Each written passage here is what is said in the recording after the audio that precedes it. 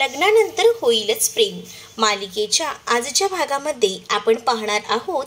रात्रभर बिचारी काव्या अभ्यास करत बसलेली असते, पण इथे पार्थ हा तर मस्त निवांत आता झोपलेला असतो. सकाळ झाली तरी त्याला जाग नसते, पण त्याच्या घोरण्याच्या आवाजाने मात्र काव्याचा अभ्यासाकडचा लक्ष विचलित होतो. काव्य अक्षरशः कान बंद करून घेत असते, पण ह्याचा घोरण्याचा आवाज काही कमी होत नसतो. काव्य आता शेवटी वैतागते, कारण सकाळचे 10 वाजलेले असतात तरी सुद्धा अजून काही हा पार्थ उठायचं नाव घेत नसतो. त्यामुळे आता काव्या उशी मारून का होईना त्या पार्थला उठवत असते, पण पार्थ काही जागचा हलत नसतो, एकदम गाढ झोपलेला असतो. म्हणूनच आता काव्य ठरवते की नाही, यांना जर उठवायचं असेल ना तर आता असंच काहीसं करावं लागेल. आणि ती एका बुकचा असं गोळा करते आणि त्याचा माईक बनवून ती आता जोरात पार्थच्या कानात ओरडते. त्यामुळे आता पार्थला जाग येते. पार्थ जेव्हा उठतो तेव्हा काव्याकडे बघतो. काव्या म्हणत असते की काय तुमची झोप आहे की काय आहे, किती ते झोपता, 10 वाजलेत सकाळचे, इतकं सुद्धा कळत नाही का, असं बोलून ती त्याच्यावर ओरडते. आता जेव्हा पार्थला कळतं की 10 वाजलेत तेव्हा तो झोपेतनं खडकन उठतो, कारण आता त्याला एक मीटिंग साठी जायचं असतं. पण आता उशिरा झालेल्यामुळे तो विचार करतो की आता ही मीटिंग मला घरातूनच ती करावी लागेल. पण आता काव्या मात्र त्याचं डोकं जास्तच फिरवत असते आणि त्याला म्हणत असते की किती ती झोप असावी माणसाला, म्हणजेच किती वेळ तुम्हाला उठवत होती मी, पण तुम्ही उठायचं नाव घ्याल तर ना. डाराडूर एकदम मस्त गाढ झोपलेल्या होतात. मला किती डिस्टर्ब झाले तुमच्या त्या घोरण्याने, तुम्हाला कळतंय का, असं जेव्हा आता काव्या म्हणत असते तेव्हा मात्र आता पार्थ म्हणतो की माहिती माझ्यामुळे तुम्हाला खूप त्रास झाला असेल, खरंच मी तुमची माफी मागतो, पण आता मला कामासाठी निघावं लागेल, खूप उशीर होत आहे, असं बोलून तो आता कामासाठी उठत असतो. तर इथे मात्र त्या दोघांची पुन्हा एकदा नोकझोक होत असते. तरीसुद्धा आता काव्या त्याच्या नादी लागत असते, कारण का त्याला उशीर झालेला असतो. तो म्हणत असतो की काव्या आपण याला नंतर भांडव्या, तुम्हाला कॉफीही नंतर देतो, कारण का आता मला महत्त्वाच्या मीटिंगचं बघायचं आहे. आणि तेवढ्यातच तो फोनसुद्धा कामावर लावत असतो आणि म्हणत असतो की मला यायला उशीर होतोय, आज मी ना वर्क फ्रॉम होमच करतोय, त्यामुळे तुम्ही प्लीज मीटिंगचं काहीतरी व्यवस्थित अटेंड करा, असं देखील तो आता त्याच्या क्लायंटला सांगू लागतो. तर इकडे रम्या ही खूप जास्त खुश असते. तिला असं वाटत असतं काल रात्री तिने जी काही कॉफी केली होती ती नक्कीच या काव्याने पियाली असेल आणि काव्याने रात्रभर काही अभ्यास केला नसेल. असंच या काव्याची वाट लावणार आणि हळूहळू का होईना या काव्याला या पार्थच्या मनातून उतरवून टाकणार. माझा हेच तर ध्येय आहे. आणि मग त्या नंदिनीला सुद्धा तिची जागा दाखवणार, कारण त्या नंदिनीनेच माझ्या या कानाखाली वाजवली होती ना, मग मला ही संधी मिळाली आहे तिची वाट लावायची आणि ती तर संधी मी पूर्ण करणारच, असं बोलून ती खूप जास्त हसत असते. तर इकडे बिचारी आपली जी नंदिनी असते ती किचनमध्ये काम करत असते आणि किचनमध्ये काम करत असताना तिचं लक्ष जे आहे ते किचनमधल्या कामाकडे नसतंच. हे आता इकडे असणाऱ्या ह्या मानिनीने कळतं. मानिनी म्हणत असते, अरे वा, आज डोसे बनवतेस, खरंच ना विक्रमना डोसे खायची खूप जास्त आवड आहे. आणि तुला माहिती आहे का, खरं तर ना आपल्या आपण मंदिरात गेलेलो बघ काल, तिथेच एक डोसावाला आहे. त्या मंदिराच्या बाहेर डोसा खूपच छान मिळतो, अगदी तसाच वास आज घरात आहे. मला असं वाटतंय ना की आज तुझे डोसे पण तसेच झालेत.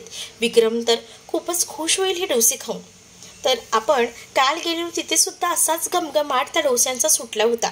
मला तेव्हाच खायची इच्छा झाली होती आणि आज तू घरात बनवलेस बघ हे डोसे, असं काहीसं आता मानिनी बोलत असते. तर मानिनीच्या लक्षात येतं की नक्कीच या नंदिनीचं काहीतरी पिनसलं आहे.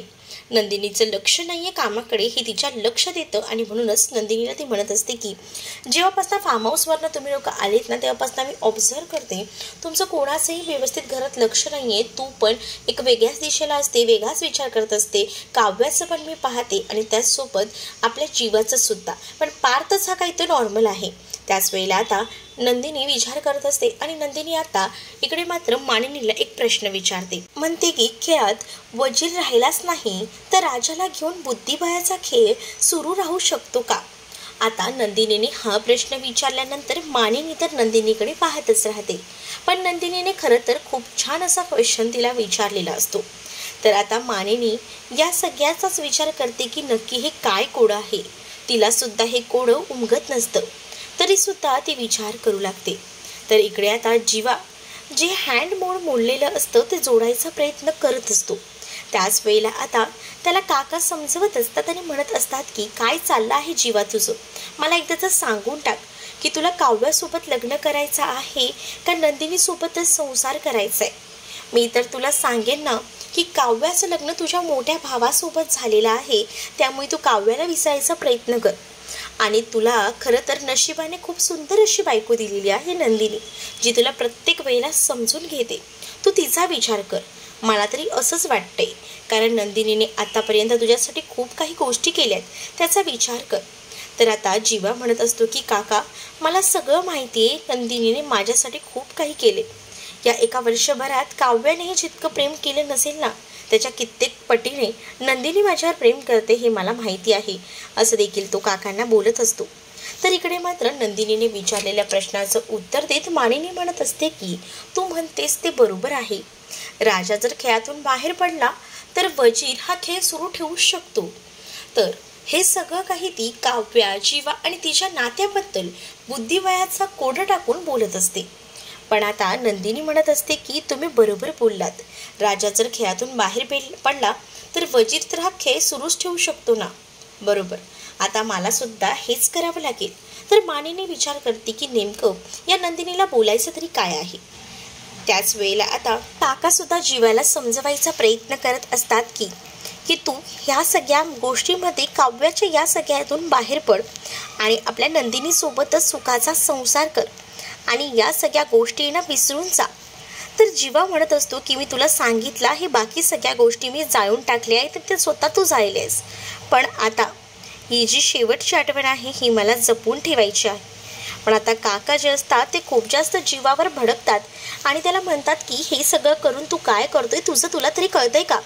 मला ना तुझं कळतच नाहीये, तुझं नेमकं मनात कोण आहे, उगाच दोघींना फसवू नकोस असं देखील काका त्याला समजावून सांगतात. तर आता काकांच्या बोलण्याने इथे खूप जास्त जीवा डिस्टर्ब होतो आणि तो विचार करतो की तुम्ही म्हणताय ते सगळं योग्य आहे, पण मला सुद्धा कोणता तरी पर्याय हा शोधावाच लागेल. काका मात्र आता या सगळ्या जीवाच्या वागण्यामुळे खूप जास्त वैतागतात आणि रागानेच तिकडनं निघून जातात. तर इकडे बिचारा जीवा ते जे तुटलेलं हँडलूम असतो ते लावायचा प्रयत्न करत असतो आणि त्याच वेळेला त्याची जी काच असते ज्यावर जे आणि के हार्टमध्ये लिहिलेलं असतं ते सुद्धा गमने चिटकवायचा प्रयत्न करत असतो, पण ते काही चिटकत नसतं. जे हा शब्द वेगळा आणि के हा शब्द एका बाजूला राहतो.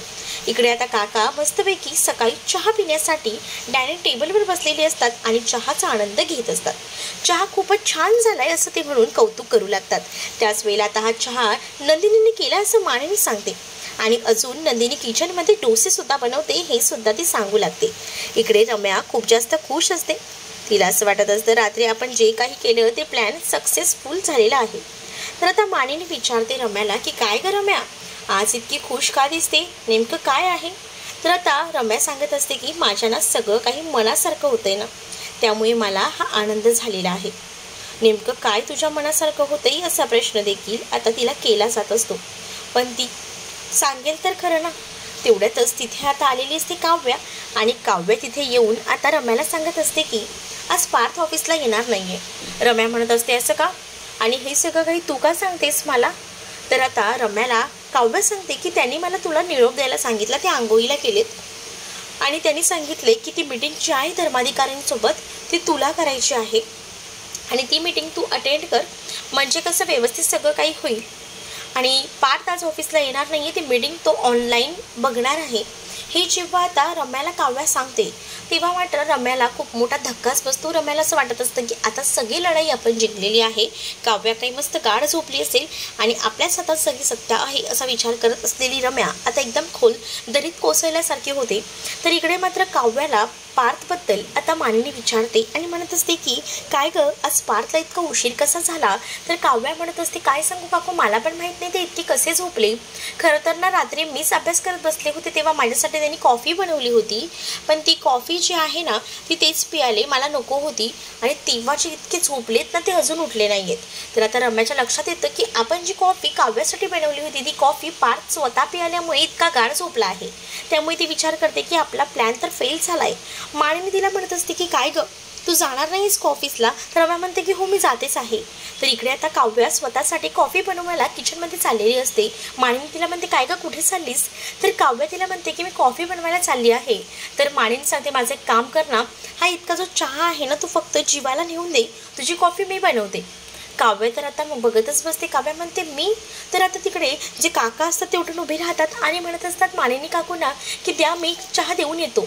पण आता मानिनी काकू म्हणतात की तुम्ही चहा आणि ठोस खाताय ना, मग तुम्ही कशाला जागची हलताय? काव्या जाईल ना द्यायला. असं बोलून काव्याच्या हातामध्ये इकडे मात्र मानिनी तो चहाचा कप देते आणि तिला सांगते की जा हा कप जीवाला देऊन ये. तर आता मात्र काव्या खूप जास्त टेन्शनमध्ये येते, कारण का ती जीवापासून लांब राहायचा प्रयत्न करत असते. पण काही ना काही कारणामुळे आता तिला त्या जीवाच्या जवळ जावंच लागत असतं. त्यामुळे आता ती पाहत राहते. तर इकडे मात्र आता टेन्शन काकांना आलेलं असतं की आता नेमकं काय घडेल. परंतु आता जीवाला चहा द्यायचीच आहे म्हटल्यावर काव्या ती चहा घेऊन तिकडनं जायला निघते. तर इकडे नंदिनी खूप जास्त भडकलेली असते. नंदिनी जी आहे ती अबोला धरून असते आपल्या जीवासोबत, पण जीवाला एकदम विचित्र वाटत असतं. जीवा जो आहे तो आता नंदिनीला म्हणतो की काय झालं आहे, जे काही झालंय ते बोलून तू सॉर्ट आऊट कर, मला सांग. त्याच वेळेला आता जीवाला ती सांगू लागते की तुमच्या मनात अजूनही तीच आहे, मला माहिती आहे. तुमचं अजूनही त्या केवर प्रेम आहे. मला सांगा, मी तुमचं लग्न त्या के बरोबर लावून देईन. मी तुमच्यामध्येही येणार नाही. मी तुम्हाला डिवोर्स देऊन टाकेन. असं देखील रडत रडत आता नंदिनी बोलत असते. आणि हे सगळं ऐकून तर आता जीवाला खूप मोठा धक्काच बसतो. जीवा तर नंदिनीकडे पाहताच राहतो. आता जीवा नेमका काय निर्णय घेईल आणि का नक्कीच काव्याचा स्वीकार करून नंदिनीला डिवोर्स देईल का, हे येणाऱ्या भागांमध्येच आपल्याला पाहायला मिळेल. तुम्ही जर आपल्या चॅनलवर नवीन असाल ना तर चॅनलला नक्कीच सबस्क्राईब करा. चला तर मग भेटूया पुढच्या भागात. तोपर्यंत टाटा बाय.